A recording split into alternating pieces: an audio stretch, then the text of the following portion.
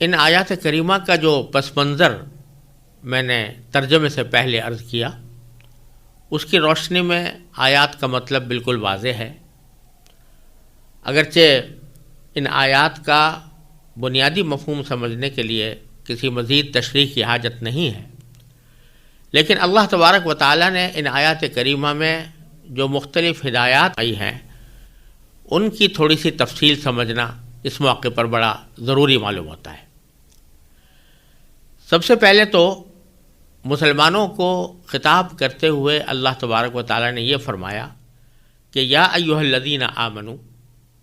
اے ایمان والو، اتقوا اللہ حق تقاتہ، یعنی اللہ کا ویسا ہی خوف رکھو جیسا خوف رکھنا اس کا حق ہے، یعنی تقوی کا حق ادا کرو۔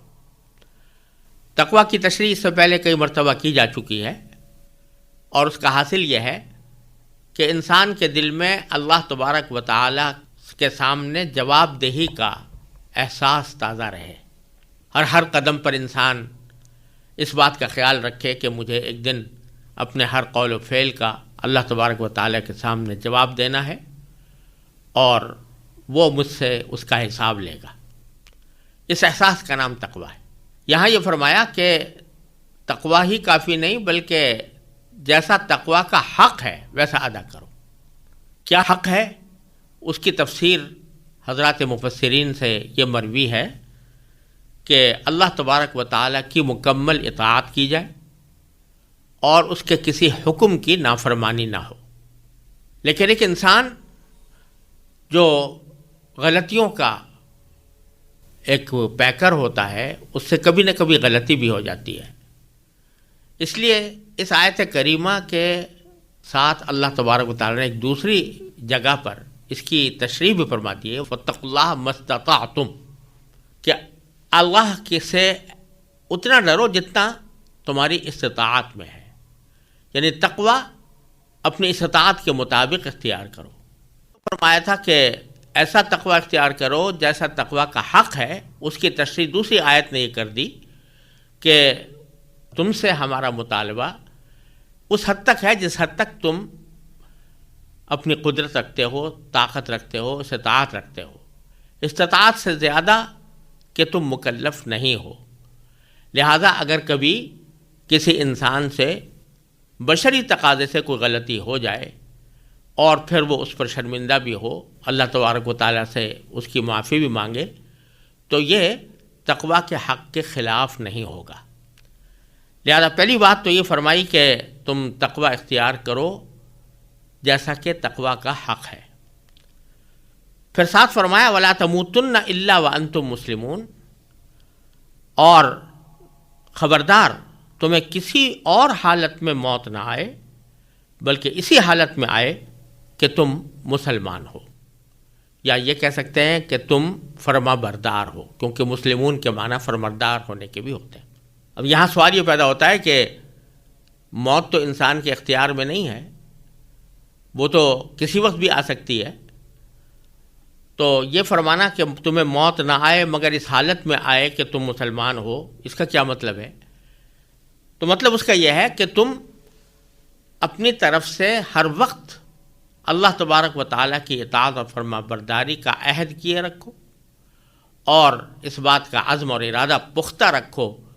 کہ مرتے دم تک میں اللہ تبارک و تعالیٰ کی اطاعت کروں گا۔ لہذا جب تمہارا یہ عزم پختہ ہوگا اور اسی عزم کے ساتھ تم زندگی گزار رہے ہوگے، تو جب بھی موت آئے گی تو وہ اسی حالت میں آئے گی کہ تم فرما بردار ہوگے اور فرما برداری کا عہد کیے ہوگے۔ یہ اللہ تبارک و تعالیٰ نے ایک اصولی ہدایت عطا فرمائی ہے کہ ہر غلطی سے بچنے کا واحد راستہ یہ ہے کہ دل میں تقوی ہو، یعنی اللہ تبارک و تعالیٰ کے سامنے جواب دہی کا احساس ہو، اس بات کا انسان کے دل میں شعور اور استحضار ہو کہ اللہ تبارک و تعالیٰ مجھے دیکھ رہا ہے۔ لہٰذا یہ جو واقعہ اس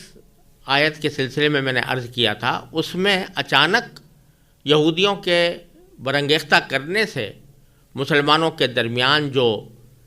جنگ کا خطرہ پیدا ہو گیا تھا، اس کی وجہ بھی یہی تھی کہ اس وقت میں اچانک اللہ تبارک و تعالیٰ کے حضور حاضری کا احساس وقتی طور پر پیچھے چلا گیا، اور اس کی وجہ سے یہ صورتحال پیدا ہوئی۔ لہٰذا اللہ تعالیٰ نے پہلے اصولی ہدایت تو یہ دے دی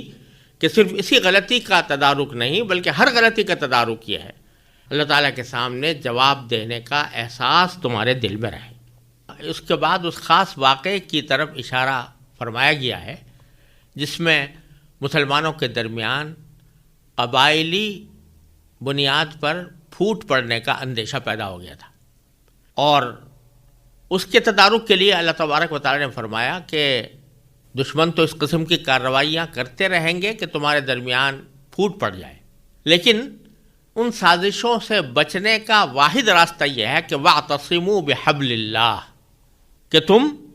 سب مل کر اللہ کی رسی کو مضبوطی سے تھام لو، وَلَا تَفَرَّقُوا،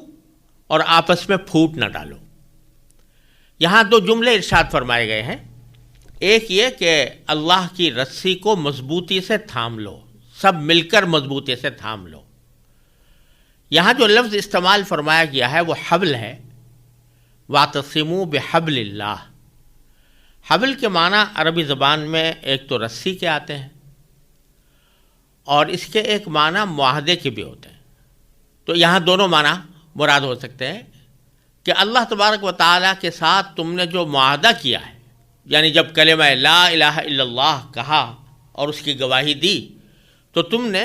اس بات کا معاہدہ کر لیا کہ اللہ تبارک و تعالیٰ کے سوا کوئی معبود نہیں، اور اللہ تعالیٰ کی رسی بھی یہ ہے کہ جو اللہ تبارک و تعالیٰ نے کلام نازل فرمایا، قرآن کریم نازل فرمایا، جیسا کہ حضرت عبداللہ ابن عباس رضی اللہ تعالیٰ عنہ سے مروی ہے کہ انہوں نے اللہ کی رسی کی تفسیر قرآن کریم سے کی ہے، کیونکہ یہ اوپر سے اللہ تبارک و تعالیٰ نے نازل فرمائی ہے، اس لیے نازل فرمائی ہے کہ تمام مسلمان اس قرآن کریم کو مضبوطی سے پکڑ لیں۔ اس لیے انہوں نے فرمایا هو حبل اللہ الممدود بین السماء والارض، کہ یہ وہ رسی ہے اللہ کی جو آسمان و زمین کے درمیان پھیلی ہوئی ہے، اس رسی کو مضبوطی سے تھام لو۔ اس سے اشارہ اس بات کی طرف فرمایا گیا ہے کہ دنیا میں انسانوں کے درمیان وحدت قائم کرنے کے جو مختلف طریقے رائج ہیں، کہ کبھی کوئی وحدت قائم کی جاتی ہے وطن کی بنیاد پر،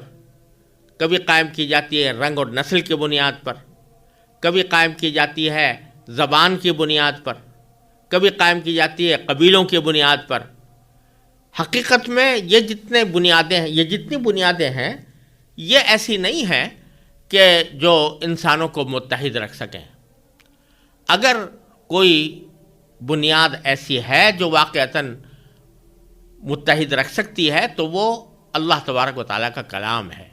کہ اگر اس بنیاد پر متفق ہو جائیں کہ ہم اللہ کے کلام کو، اللہ تعالیٰ کی نازل کی ہوئی کتاب کو اپنا مقتدا، اپنا پیشوا بنائیں گے،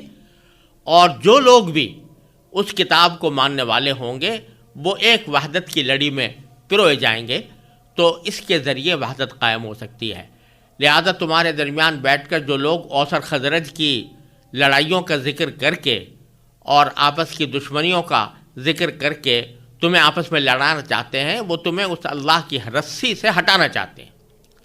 اور اسی معنی میں وہ تمام نعرے داخل ہیں جو مسلمانوں کے درمیان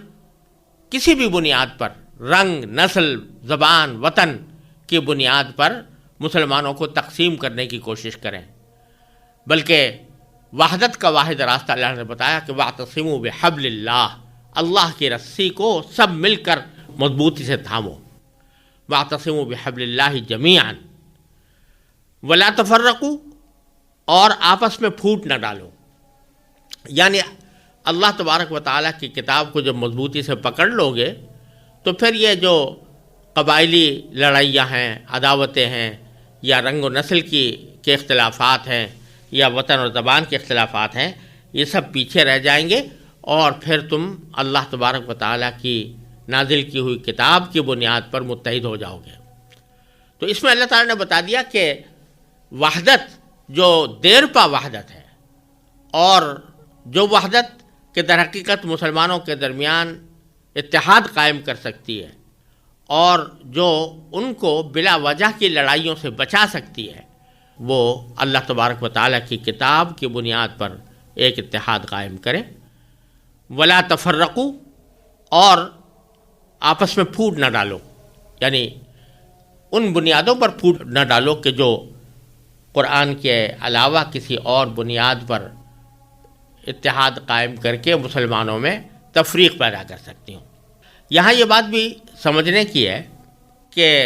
جب اللہ تبارک و تعالیٰ کی کتاب کو مضبوطی سے تھام لیا تو اس کے معنی یہ ہے کہ قرآن پر مکمل ایمان اور قرآن کریم کے احکام کی مکمل اطاعت پر سب لوگ متفق ہو گئے۔ اگر اس اتفاق کے ساتھ رہیں گے تو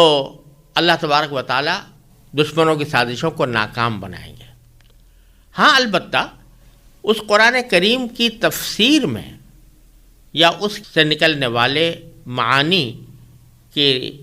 مختلف تفصیلات میں مجتہدین کا اختلاف ہو سکتا ہے، یعنی ہو سکتا ہے کہ کسی ایک مجتہد کی رائے میں قرآن کریم کی ایک تفسیر ہو، کسی دوسرے کی رائے میں اس کی تفسیر دوسری ہو، بشرطے کہ وہ واقعتاً اجتہاد کے اہل ہوں۔ تو اس قسم کا جو اختلاف ہے وہ پھوٹ کے ذریعہ نہیں بنتا، وہ آپس میں دشمنیوں کے ذریعہ نہیں بنتا، اور اگر کوئی بنائے تو وہ لا تفرقو کے حکم کی خلاف ورزی کر رہا ہے۔ یہی وجہ ہے کہ خود حضرات صحابہ رضی اللہ تعالی عنہم اجمعین کے درمیان بھی رائے کا اختلاف ہوا، اور اس بات کے بھی متعدد واقعات ہیں کہ ایک چیز کو ایک صحابی نے قرآن کریم ہی کی روشنی میں جائز سمجھا، دوسرے نے اس کو ناجائز سمجھا۔ نماز پڑھنے کا ایک طریقہ ایک نے اختیار کیا قرآن کریم ہی کی روشنی میں، سنت ہی کی روشنی میں، اور دوسرے نے کوئی اور طریقہ اختیار کیا۔ لیکن ایسا کبھی نہیں ہوا کہ ان اختلافات کی وجہ سے مسلمانوں نے آپس میں ایک دوسرے کی تکفیر کی ہو، یہ کہا ہو کہ تم کافر ہو یا تم مسلمان نہیں ہو، یا یہ کہا ہو صحابہ کرام نے کہ تمہارے پیچھے نماز نہیں ہوگی یا میں تمہارے پیچھے نماز نہیں پڑھوں گا، اور ان اختلافات کی بنیاد پر الگ الگ گروہ بنا بیٹھے ہوں کہ یہ فلاں مسلک کا قائل ہے، یہ فلاں مسلک کا قائل ہے، اس کی بنیاد پر ایک دوسرے سے کے ساتھ بیٹھنے اور ایک دوسرے کے ساتھ مل کر مشترک مقاصد میں کام کرنے سے رکاوٹ پیدا ہو گئی ہو۔ ایسا کبھی نہیں ہوا، اختلاف بھی ہوتا رہا اور ساتھ ساتھ وہ متحد بھی رہے، دین کے مشترک مقاصد کے لیے سب ہمتن جد و جہد میں مصروف بھی رہے۔ لہذا ان اختلافات کی قرآن کریم نے ممانعت نہیں کی۔ جو اختلاف کسی صحیح اجتہاد کی بنیاد پر مبنی ہوں ان اختلافات کی یہاں پر ممانعت نہیں کی گئی، لیکن ان اختلافات کی بنیاد پر الگ الگ ٹکڑیوں میں تقسیم ہو جانا، ایک ٹکڑی کو اپنا کہنا اور دوسرے کو دوسرا کہنا، اور اس کے آپس میں سب و شتم یا ایک دوسرے کے اوپر تنقید میں طعن و تشنیع کا طریقہ اختیار کرنا اور الگ الگ فرقے بنا کر بیٹھ جانا، اس کو قرآن کریم نے تفرق سے تعبیر فرمایا ہے کہ اللہ کی رسی کو مضبوطی سے تھامو اور آپس میں پھوٹ نہ ڈالو۔ پھر آگے اللہ تبارک و تعالیٰ نے اسی واقعے کے سلسلے میں جس میں مسلمانوں کے درمیان پھوٹ ڈالنے کی کوشش کی گئی تھی یاد دلایا کہ خدا کے بندو، اللہ تبارک و تعالیٰ نے تم پر اتنا احسان فرمایا کہ تم آپس میں ایک دوسرے کے دشمن تھے۔ وَاذْكُرُوا نِعْمَتَ اللَّهِ عَلَيْكُمْ، اور اللہ نے تم پر جو انعام کیا ہے اسے یاد رکھو کہ ایک وقت تھا جب تم ایک دوسرے کے دشمن تھے۔ اذ کنتم اعداء، جب تم آپس میں ایک دوسرے کے دشمن تھے۔ فألف بین قلوبکم، پھر اللہ نے تمہارے دلوں کو جوڑ دیا۔ فاصبحتم بنعمتہ اخوانا، اور اس کے فضل سے تم بھائی بھائی بن گئے۔ بتلا دیا کہ یہ دشمنیاں، آپس کی دشمنیاں، یہ کوئی اچھی بات نہیں ہوتی، یہ بہت ہی تباہ کن چیزیں ہیں، اور ان دشمنیوں سے اللہ تبارک و تعالی نے تم کو اسلام کی بدولت نجات عطا فرمائی کہ جو لوگ ایک دوسرے کے خون کے پیاسے تھے وہ اسلام کی بدولت بھائی بھائی بن گئے. وَكُنْتُمْ عَلَى شَفَا حُفْرَةٍ مِّنَ النَّارِ، اور تم آگ کے گڑھے کے کنارے پر تھے. آگ کے گڑھے کے کنارے پر دو طرح تھے. ایک تو یہ کہ کفر میں مبتلا تھے، شرک میں مبتلا تھے، جو جہنم میں لے جانے والی چیز ہے. اور دوسری طرف دشمنیوں کی آگ جب ایک مرتبہ بھڑک اٹھتی ہے تو دونوں طرف کے لوگوں کو تباہ کر کے چھوڑتی ہے، کہ دونوں طرح سے تم آگ کے گڑھے کے کنارے پر تھے. فَأَنْقَذَكُم مِّنْهَا،